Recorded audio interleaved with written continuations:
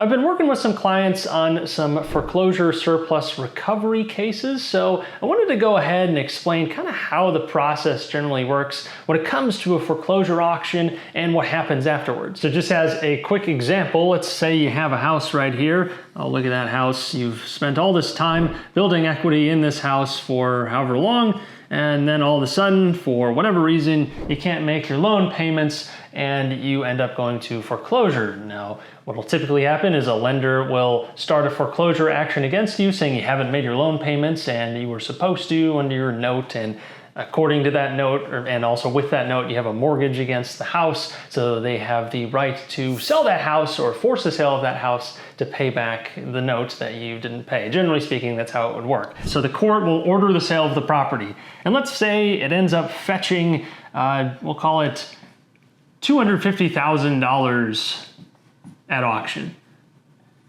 So this house sells for $250,000 at the court-ordered sale of the property, or I should say the court-approved sale of the property. So it sells for $250,000. But let's say you only had a debt on the property of $100,000. So you have $100,000 in debt. So we'll do sales price, and we'll call $100,000 debt. So they're foreclosing on the $100,000, but the property sold for $250,000 at the foreclosure auction. So that's a pretty big difference right there. And that difference is what we call the surplus. So we'll just put a minus sign right here. And down here we have the $250,000 minus $100,000, which would equal a $150,000 surplus.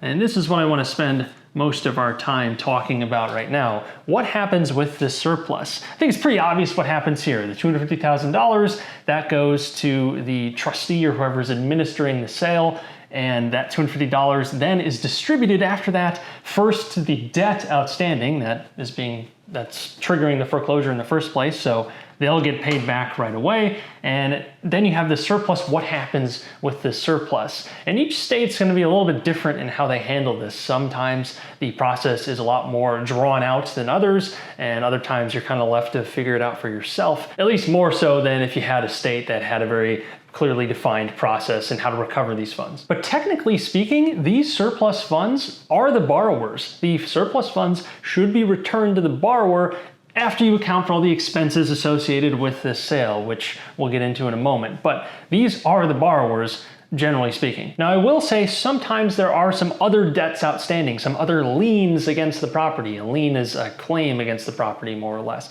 So if someone has a lien, say it's a second mortgage, or if you had work done on the property and there's a contractor that put a lien on it because you didn't pay him back for some reason, whatever the reason is, and there's this lien on the property or a second mortgage, some other claim to the property, then those debts will have to be paid before this surplus goes to the buyer, so that'll get subtracted out of that balance. So the surplus might be quite a bit smaller than this sort of initial spread. And in addition to second mortgages or other liens on the property, if there are fees associated with the sale, maybe the trustee's fee or whoever's administering the sale, there's probably going to be some fees involved, and those typically get taken right out of the foreclosure proceeds. And it depends on the individual situation, because every individual situation is different and the process might look a little different for each individual property, for each individual foreclosure. But to actually get these surplus funds returned to the initial borrower, that's probably going to require one of a few things. You might have to file a claim with the court to turn over the surplus funds. You might have to reach out to the trustee directly. It kind of depends on where you're at and